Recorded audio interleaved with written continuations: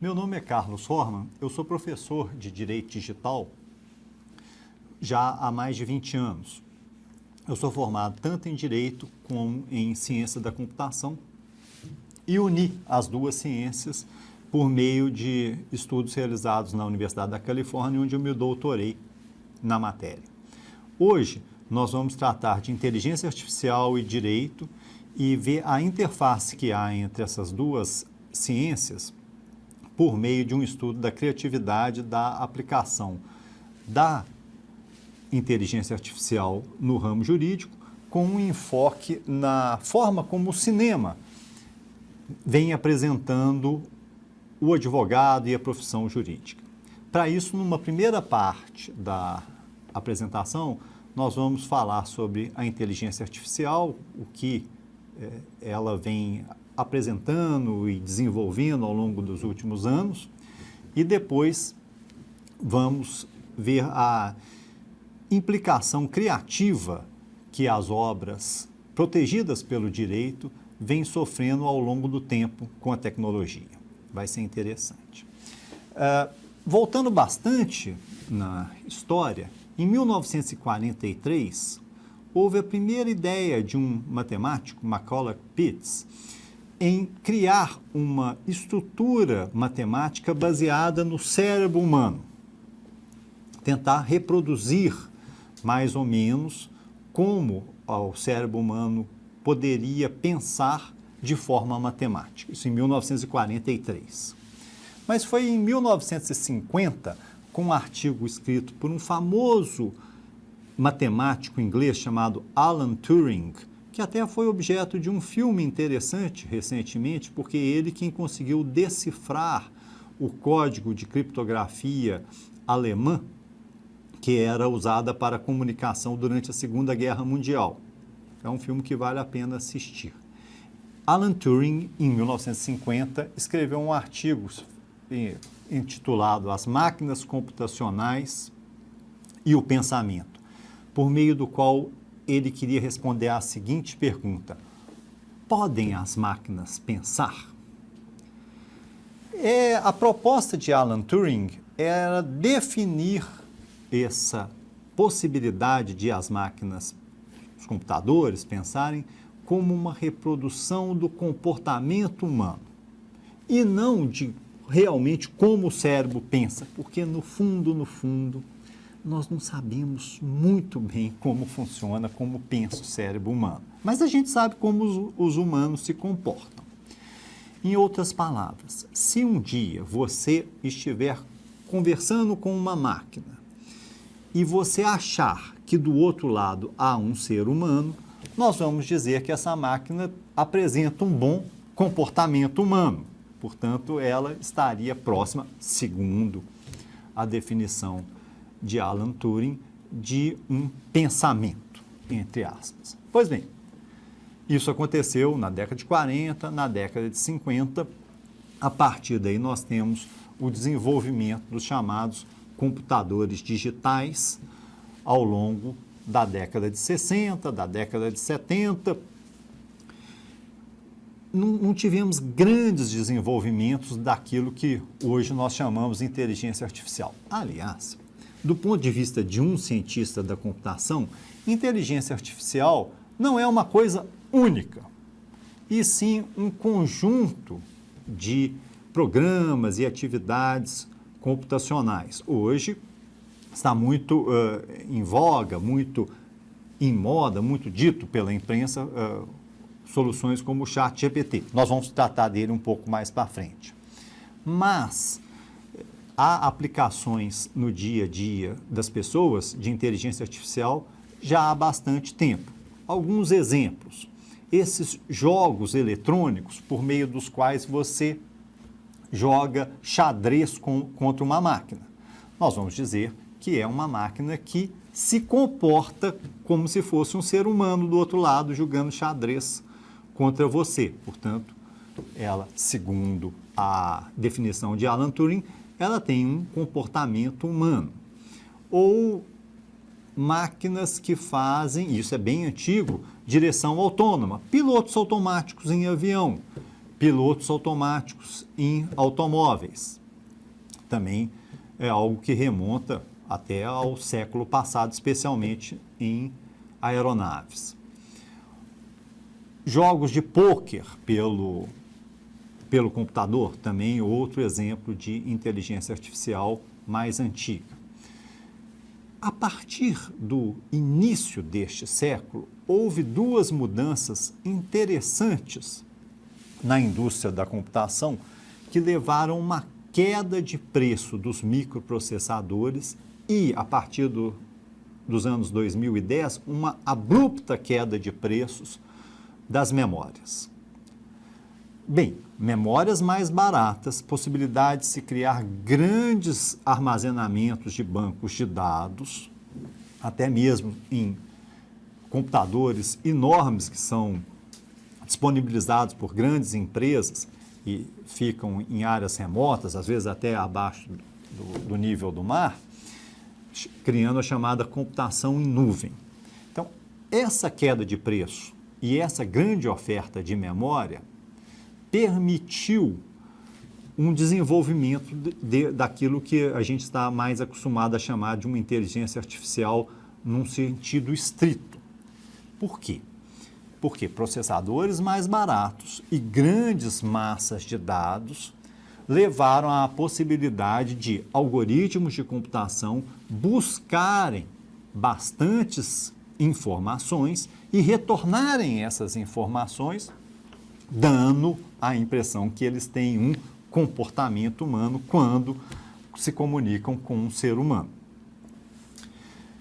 Essa mudança que aconteceu, digamos, ao longo dos últimos 10 ou 12 anos, permitiu que outras empresas investissem pesadamente em algoritmos, ou seja, em desenvolvimento de software de inteligência artificial. E aí nós temos alguns exemplos que acho que todos nós usamos atualmente, talvez nós não nos atentemos para isso. Programas como o Waze são programas que usam inteligência artificial para facilitar o trânsito. Programas de reconhecimento de imagens, né? Hoje quase todos nós usamos o reconhecimento de imagem nos nossos celulares, que gravaram a nossa face e os reconhecem. Embora é interessante que para a inteligência artificial, o que costuma ser fácil para o ser humano é difícil para a inteligência artificial. E o que é difícil para o ser humano costuma ser fácil para a inteligência artificial. Um exemplo, buscar textos e reproduzi-los de forma idêntica é bem difícil para nós humanos. Se nós pensarmos em algum livro que nós lemos, dificilmente a gente consegue, ainda que lendo agora, reproduzir exatamente todas as palavras, todas as letras, os acentos, a pontuação do texto. A inteligência artificial faz isso facilmente. Busca aquele texto e, reproduz para você. Por outro lado, o armazenamento de imagens, nosso cérebro é bem eficaz. Se você pensar, fechar o olho, imaginar o caminho que você faz para ir de casa para a escola, de casa para o trabalho, de casa para a casa de algum conhecido, você consegue reproduzir bem aquelas imagens. Já os computadores têm dificuldades em armazenar e comparar imagens.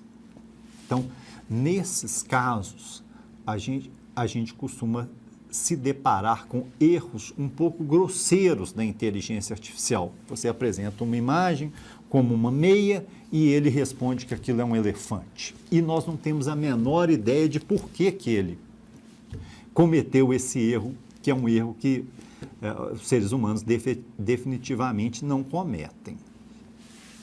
Portanto, a dificuldade que nós temos em entender o pensamento humano pode ser transposta para uma dificuldade de entender especialmente os erros dos algoritmos de inteligência artificial. Os acertos são fáceis de serem explicados.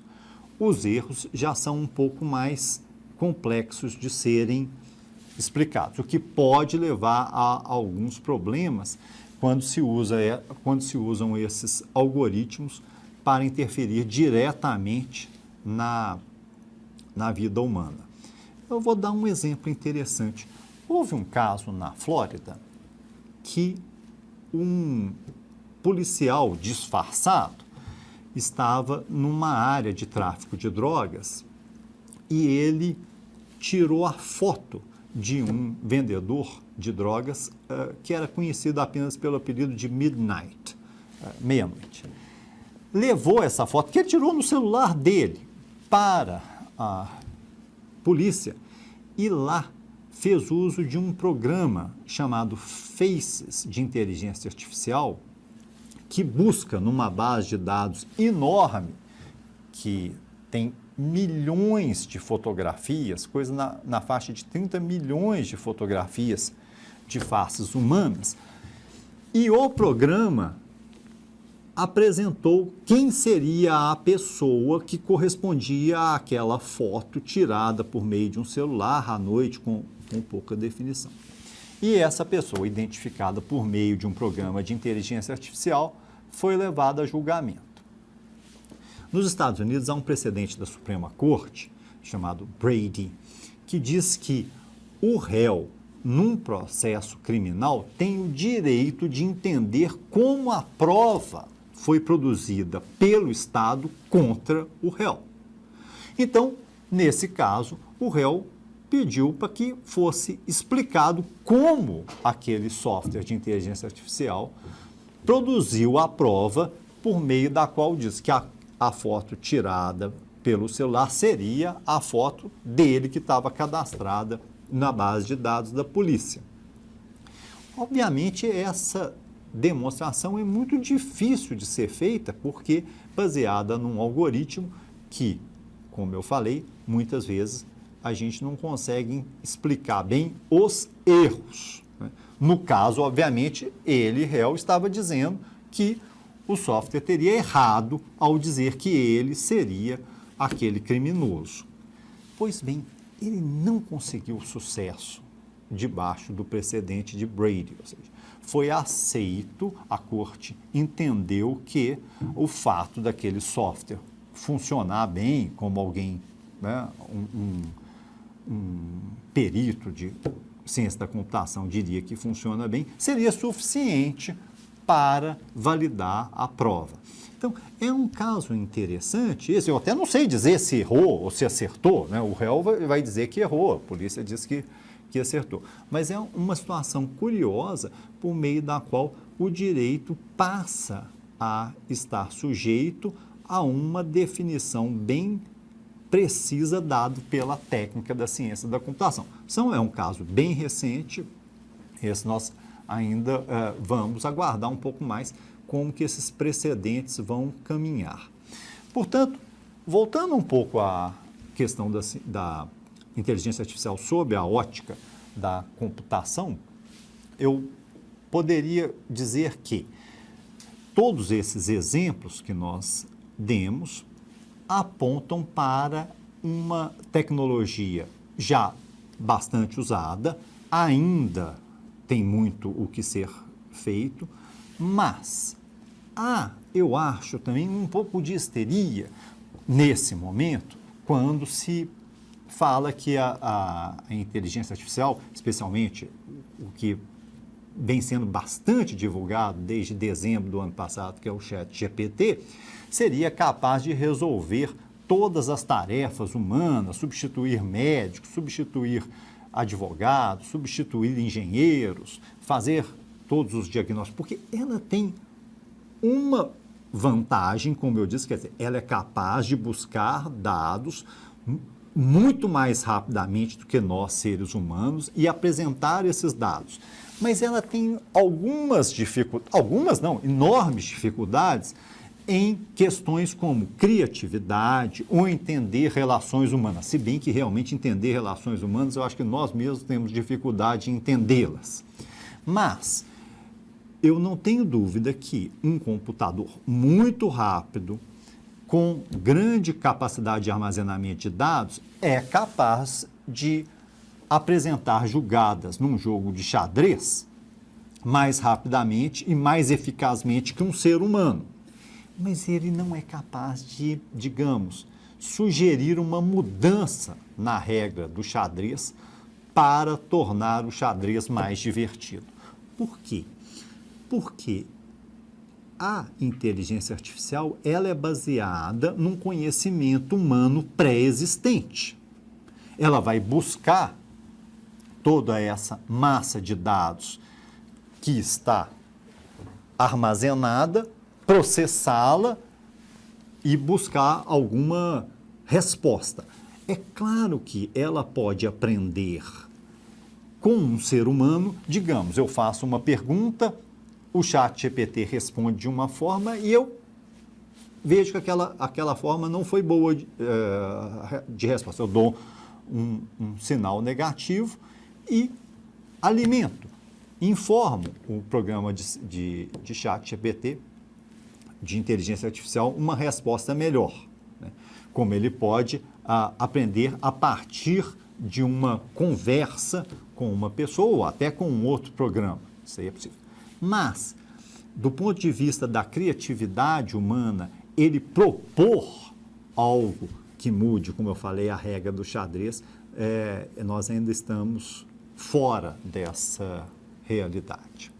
Ou, como eu disse, explicar relações humanas. Então, parece-me que um bom casamento, um casamento perfeito, seria, se é que isso existe, o casamento da inteligência humana, criativa, que exprime as relações humanas, com da inteligência artificial, que é capaz de buscar coisas que a gente esquece ou que nem sabíamos que teríamos acesso rapidamente e de uma forma mais precisa ou mais compacta que nós conseguimos. Mas reconheço também que é quase o casamento de um homem com uma máquina, né?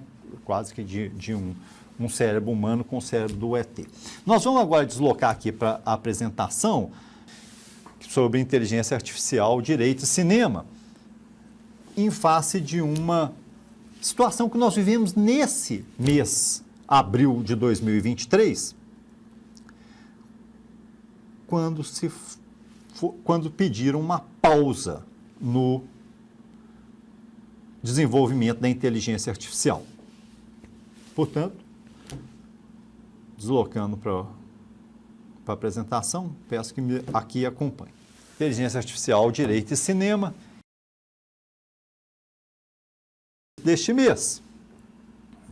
Essa organização, o Futuro da Vida, pediu uma pausa argumentando que essa inteligência compete com a inteligência humana e apresenta riscos enormes para a sociedade, para a humanidade.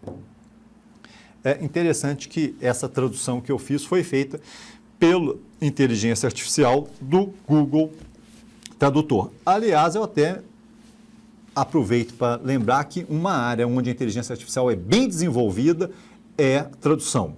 Tradução de textos, tradução de voz, compilação de voz em texto, né? Hoje, quem trabalha com certas ferramentas de edição de texto sabe que basta falar que o texto vai aparecendo sem que precisemos digitar, ficamos livres daquela canseira. Elaboração de resumos também é feita. Então, o Google Tradutor não houve pausa nele. Eu fiquei um pouco estarrecido com isso, né? E fiz essa indagação. De onde? Por que tanto medo? Né? Valendo da lição do filósofo Nietzsche, parece que precisamos da ausência do medo para atingir a felicidade. Mas quem está com tanto medo? Olha que interessante. Na área do direito, o ChatGPT 3.5, ainda no início deste ano, conseguiu aprovação nas provas do exame de ordem em vários estados dos Estados Unidos, em evidence, que é a produção de provas, e torts, que são danos civis. Tem até a fonte aí para quem quiser verificar. Então, talvez os examinadores desses exames que tentam fazer questões difíceis para elevar o nível da dificuldade da admissão de recém-formados em direito nos Estados Unidos na Ordem dos Advogados, ficaram um pouco assustados.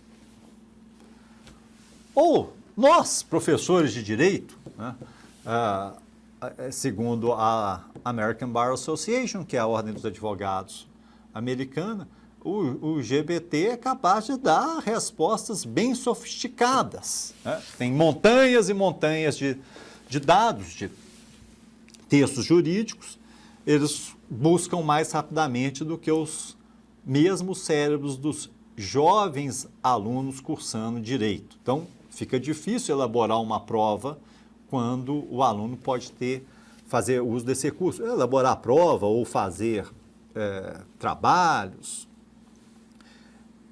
de conclusão de curso, dissertações, está gerando bastante desconforto nos Estados Unidos, inclusive algumas universidades pedindo para que o aluno declare expressamente que não usou ferramentas de inteligência artificial no seu trabalho. Ou será que compositores, a capacidade de gerar essas respostas que o ChatGPT ou outras ferramentas algoritmos e ferramentas de inteligência artificial têm, possibilitam até fazer, como eu disse, um trabalho de faculdade ou mesmo uma música folclórica, né? Aí eu volto na minha tese que eu falei um pouco antes, que eu acho que há bastante histeria relacionada com a utilização desses algoritmos. Interessante como que o ChatGPT ganhou a imprensa a partir de dezembro do ano passado, né? Ou será que é da própria inteligência artificial? Olha que interessante. Os softwares da Google e da Microsoft já citam um ao outro. Essa notícia é de pouco mais de um mês atrás, né? Pouca gente conhece aqui no Brasil, mas existe o Bard da Google, que é o análogo ao ChatGPT da Google. Por que pouca gente conhece? Porque a imprensa ainda não começou a falar, especialmente porque se você pesquisar aí Bard no Google, vai dizer que ele não está disponibilizado para o Brasil, para os IPs brasileiros. Mas olha que o software Bing fala que o Bard foi fechado, né, por uma má interpretação de uma piada no tweet. Ou será que é a política que está com medo? Isso é bastante discutido hoje e bastante controvertido. Eu até não vou entrar na politização que tomou conta da utilização das redes sociais, mas esse artigo publicado recentemente, já esse ano, na Nature Human Behavior, que é uma prestigiada publicação da Nature nos Estados Unidos, aponta que autocracias têm medo, ou seja, regimes não democráticos acham que a utilização de inteligência artificial pode lhes ser prejudicial. Tem uma certa lógica, porque se você pensar regimes autocráticos, eles têm uma necessidade de controle da informação, ou seja, não querem notícias ruins, notícias contrárias ao governo, notícias que falem mal do governante, saiam e sejam publicadas para a população. Então, se nós voltarmos um tempo atrás e pensarmos em grandes autocracias do século passado, elas restringiam o uso de máquinas reprodutoras, até algo que bem antigo, que são os mimeógrafos, que eram máquinas que eram usadas para reproduzir folhas de papel, às vezes manuscritas, para fazer trabalhos de escola, eram controlados em autocracias.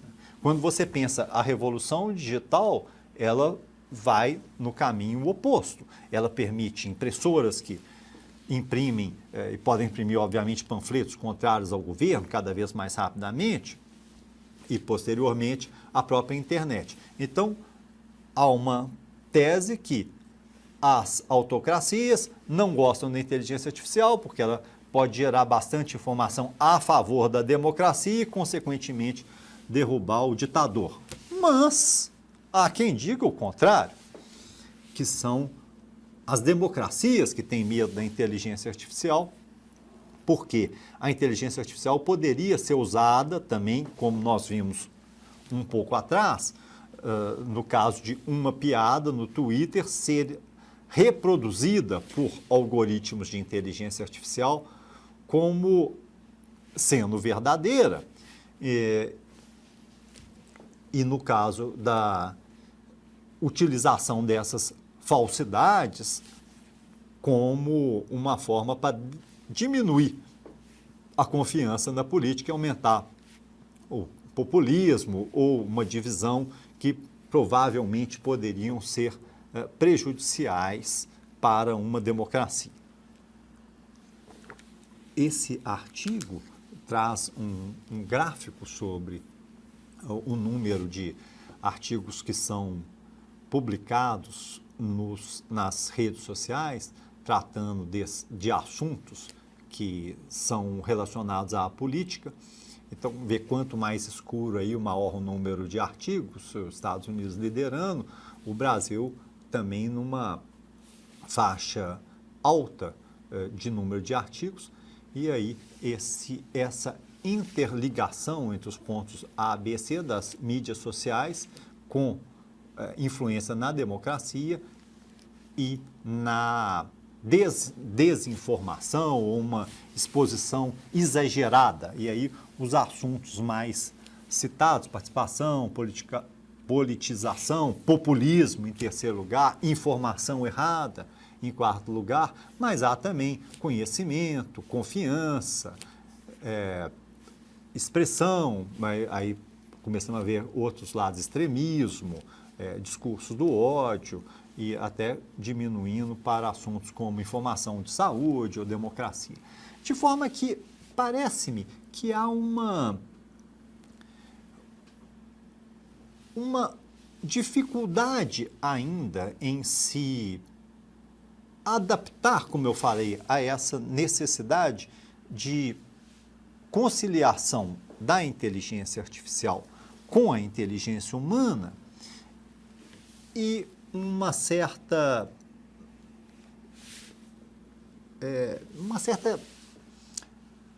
dificuldade ou uma certa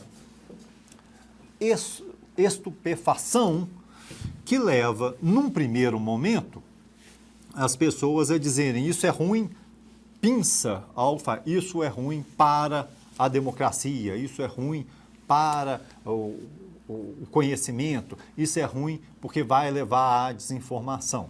Mas eu creio que está mais associado ao excesso de histeria, que acho que as pessoas mais ouviram falar do ChatGPT, né, do que efetivamente utilizaram o ChatGPT. Bem, retornando, pode ser que os políticos que tenham medo, olha que interessante. Isso foi noticiado ainda esse mês. Um prefeito australiano quer ajuizar uma ação de difamação contra o ChatGPT, porque ele pesquisou lá no ChatGPT e o ChatGPT teria dito, segundo ele falsamente, que ele foi preso por corrupção e pode ser então a primeira ação de difamação ajuizada contra o ChatGPT.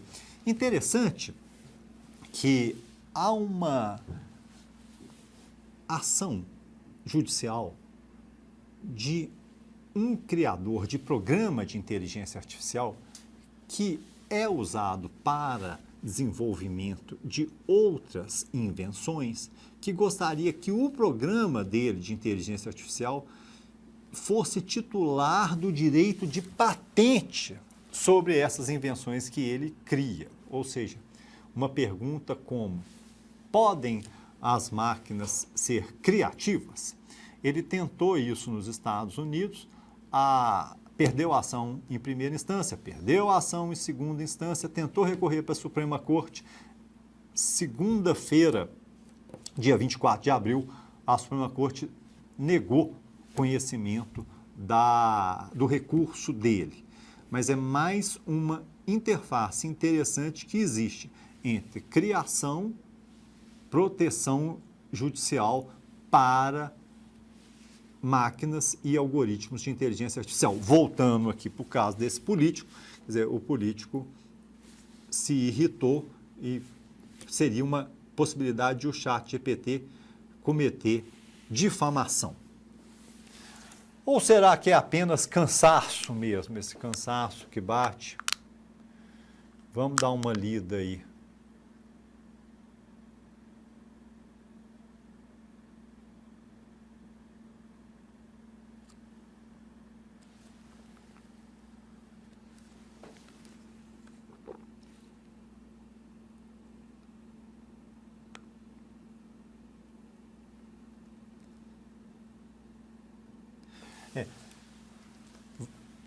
Valendo novamente de Nietzsche, o cansaço, a fadiga, que pode nos tirar essa plena atividade criadora, né? Ou seja, até que ponto a máquina ou o excesso de tecnologia pode ser um pouco ansiógena, né? Um excesso de informação e levar o ser humano a ter uma primeira reação de nossa, eu não consigo competir contra a máquina. E já diria a professora Forghieri, como se dá a busca do conhecimento? Nós temos como base a possibilidade do descobrimento. Então, aproveitando dessa lição da professora Forghieri, eu vou agora apresentar situações interessantes de busca de conhecimento, de descobrimento, que ocorreram, essas buscas, ao longo do século XX, e ver como que foram as reações, assim, muito análogas a essas que temos hoje, dessa busca, desse pedido de pausa, para com a inteligência artificial. Isso aí é uma ameaça, né? Lembra que eu apresentei lá no slide no início?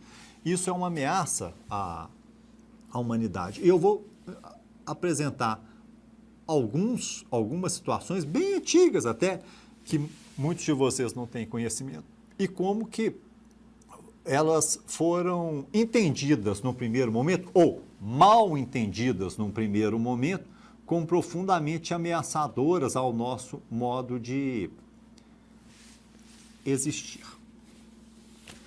Bem, eu falei século XX, mas vou voltar até o século XIX, quando foi inventada a fotografia, a máquina de tirar retratos. Olha que interessante. Até então, no século XIX, pagávamos pessoas para virem às nossas casas e pintarem retratos nossos, muito parecidos com a realidade, uma vez que não havia uma máquina que era capaz de capturar a imagem humana e reproduzi-la com perfeição. E não faltaram estudos, para dizer, por exemplo, que gravadores que seria impossível gravar a voz humana. Mas está aí. Quando surgiu a máquina de fotografia, os pintores falaram, vão perder os nossos empregos. De hoje em diante, a pintura morreu. Ninguém mais vai pintar. E eis que no século XX teríamos,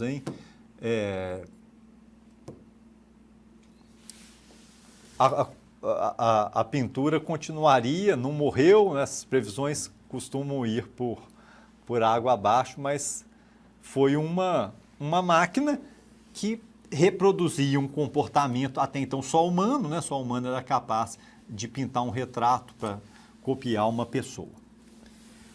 No início do século passado, do século XX, foi inventado o gramofone, que é aquela máquina que reproduz uma música.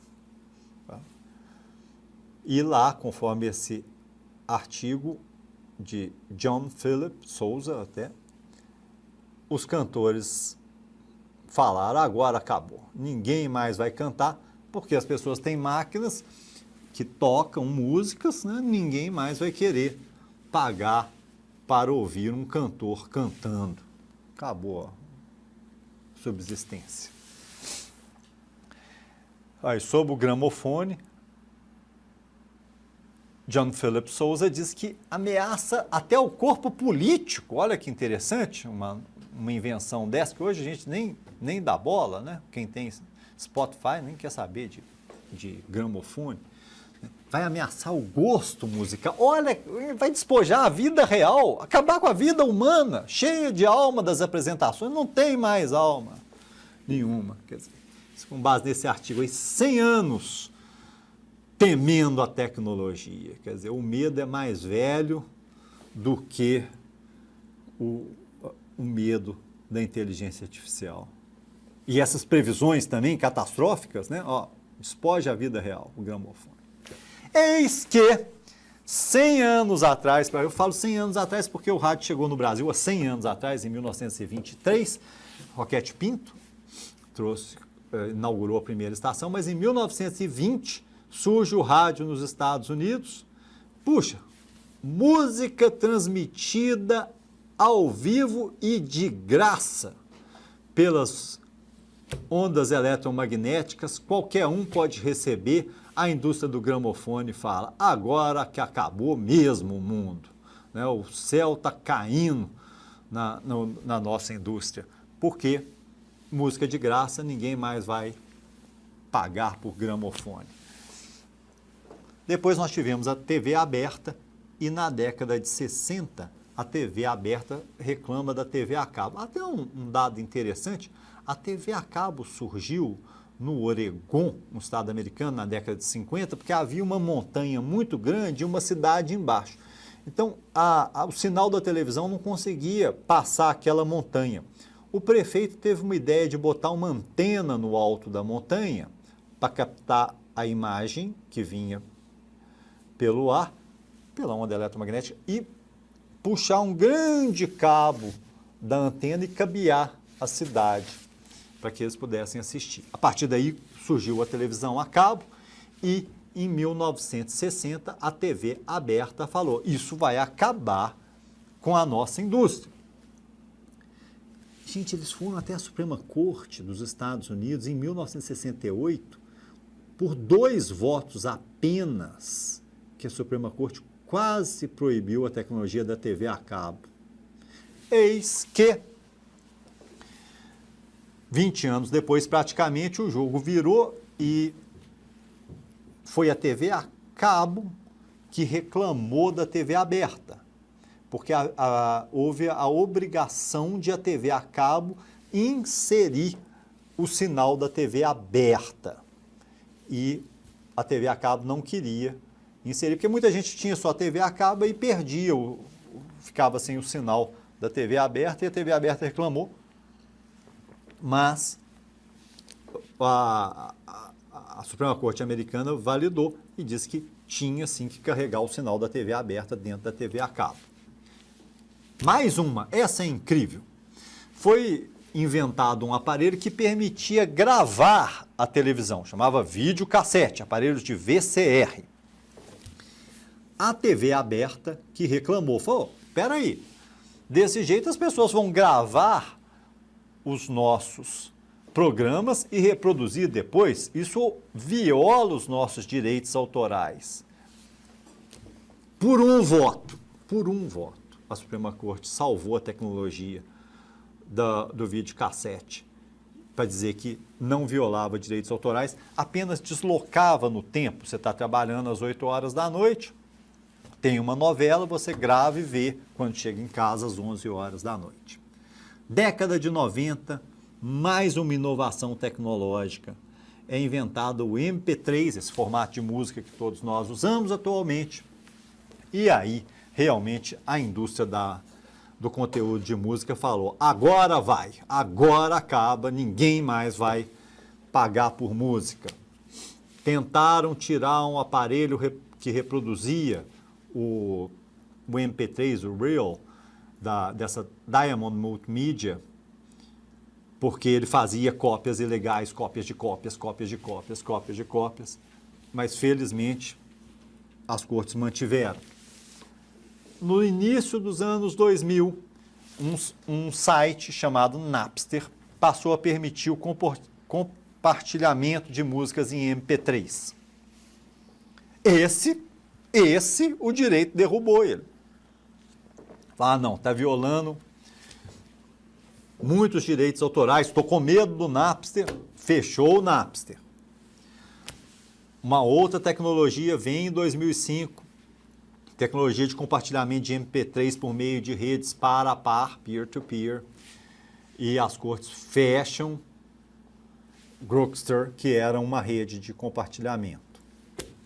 Mas, apesar de tudo isso, a tecnologia continua e, segundo Lemley, em 2008, a iTunes da Apple se tornou o maior fornecedor de música nos Estados Unidos e continuam produzindo música, continuam produzindo conteúdo desde o gramofone, né? Valendo novamente de Nietzsche, vamos ver sobre os costumes. Vamos dar uma lida.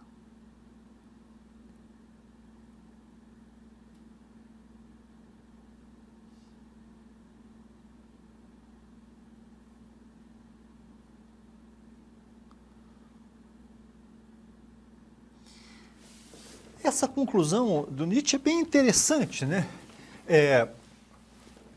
Esse sentimento opõe-se a que se façam novas experiências.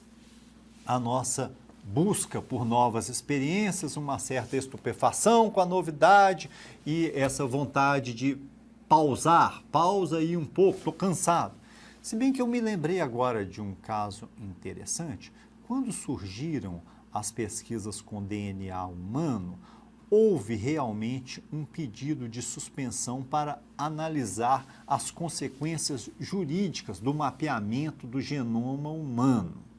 Inclusive, há hoje a possibilidade de se patentear, hoje não, isso tem 20 anos, patentear genes humanos.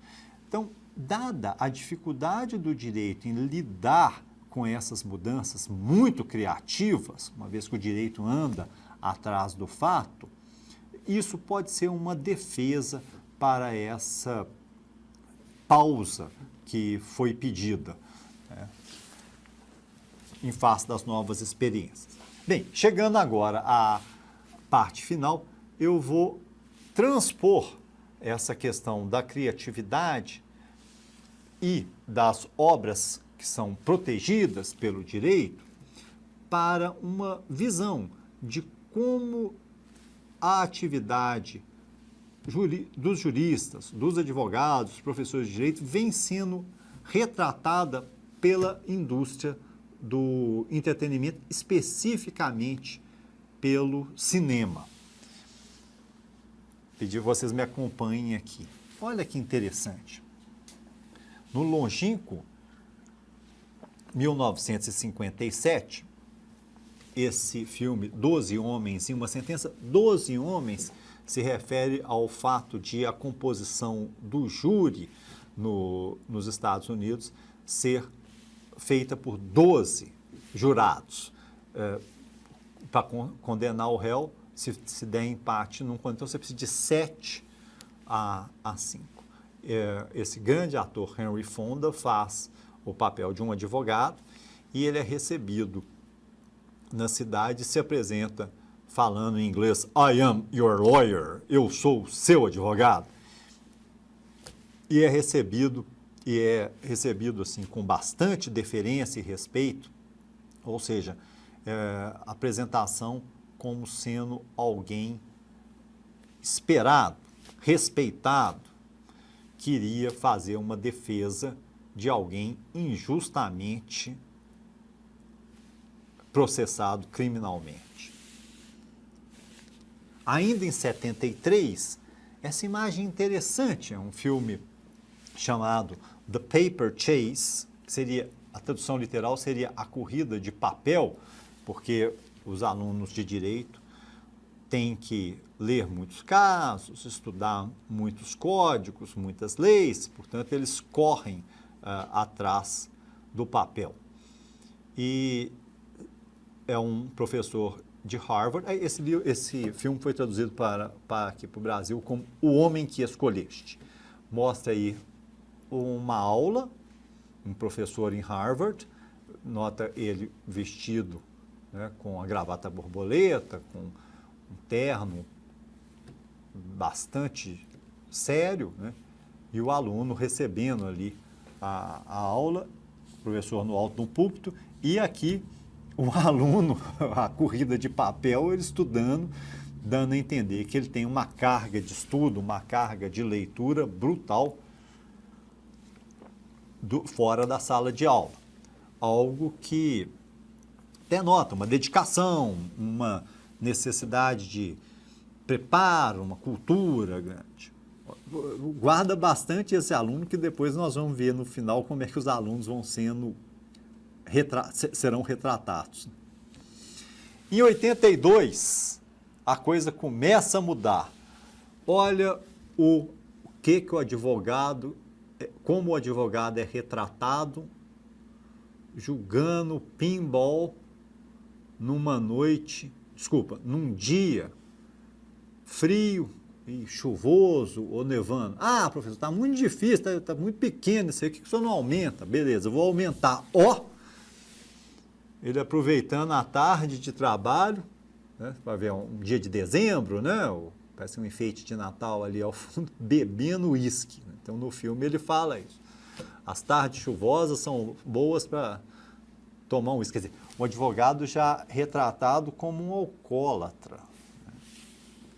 Então, a gente nota um declínio da imagem do advogado, do jurista, até que chegamos em 93, e esse filme é um filme muito bonito, Filadélfia, no qual, ao final, um advogado pergunta para o outro, que são, sei lá, milhares de advogados amarrados no fundo do mar, ele fala, não sei, e ele fala, um bom começo.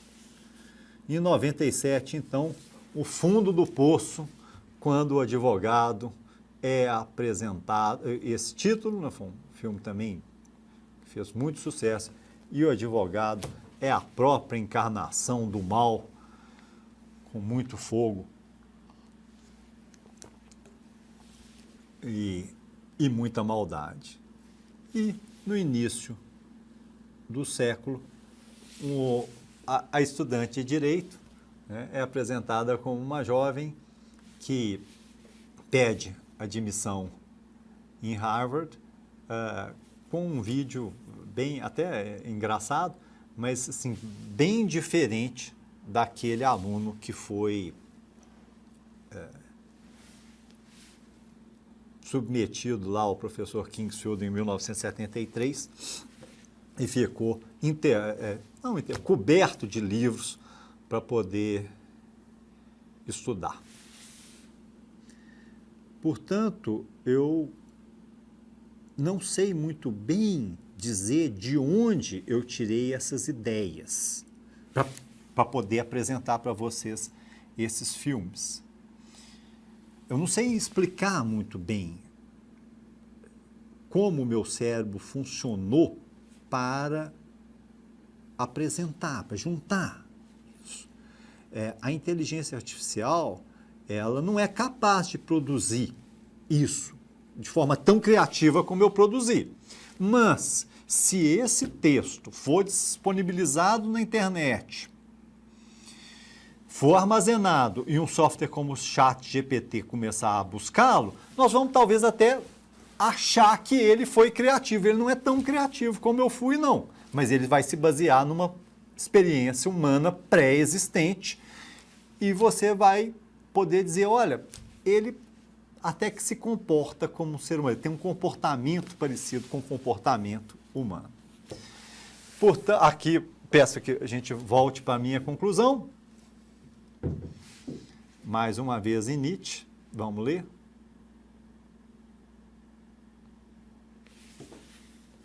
fazer um crédito para as referências de Nietzsche desse belíssimo artigo de Mark Lemley, que até foi meu professor no doutorado em Berkeley. Agradeço imensamente pela atenção, muito obrigado e até a próxima.